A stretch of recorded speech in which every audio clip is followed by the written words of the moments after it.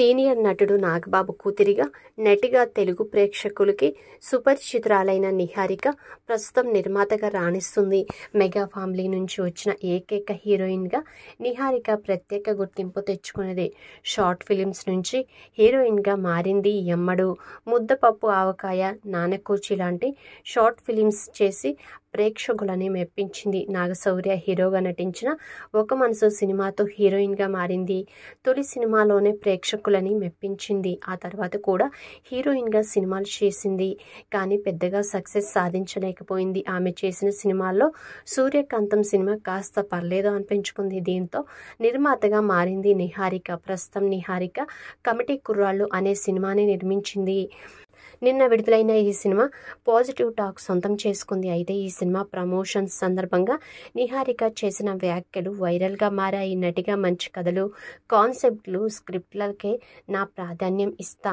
పాత్ర బాగుంటే మిగతా అంశాల గురించి అంతగా పట్టించుకోను. చిన్న పాత్ర అని, చిన్న హీరో అని కూడా ఆలోచించను. కథ బాగుండాలి, పాత్ర నచ్చితే సినిమాల్లో నటిస్తాను అని చెప్పుకొచ్చింది. అయితే మెగా డాటర్ కావడంతో నిహారిక చిన్న సినిమాల్లో చిన్న హీరోలతో చేస్తుందా అనే అనుమానం దాకా నిర్మాతలకి ఉంటుంది. అందుకే కలర్ ఫోటో సినిమాకు నిహారికను అనుకున్న దర్శకుడు ఆమెని సంప్రదించలేదు. తాజాగా దీనిపై నిహారిక కామెంట్స్ చేసి, సందీప్ రాజు కలర్ ఫోటోకి నన్ను అనుకున్నారట, కానీ సుహాన్ లాంటి చిన్న నటుని సరసన చేస్తానా లేదా అన్న ఉద్దేశంతో తీసుకోలేదట. అసలు కథ నా వరకు వస్తే చేస్తానా లేదా అన్నది తెలుస్తుంది. అందుకే ప్రస్తుతానికి తమిళ సినిమాలపైనే దృష్టి పెట్టా, అక్కడైతే ఆ ప్రభావం ఉండదు కదా అని తెలిపింది.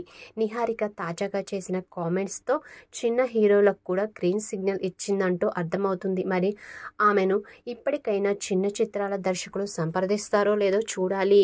ఇక 11 మంది నటుల్ని టాలీవుడ్కి పరిచయం చేస్తూ మెగా డాటర్ నిహారిక నిర్మించిన తొలి మూవీ కమిటీ కుర్రాళ్ళు పాజిటివ్ టాక్ సొంతం చేసుకుంది.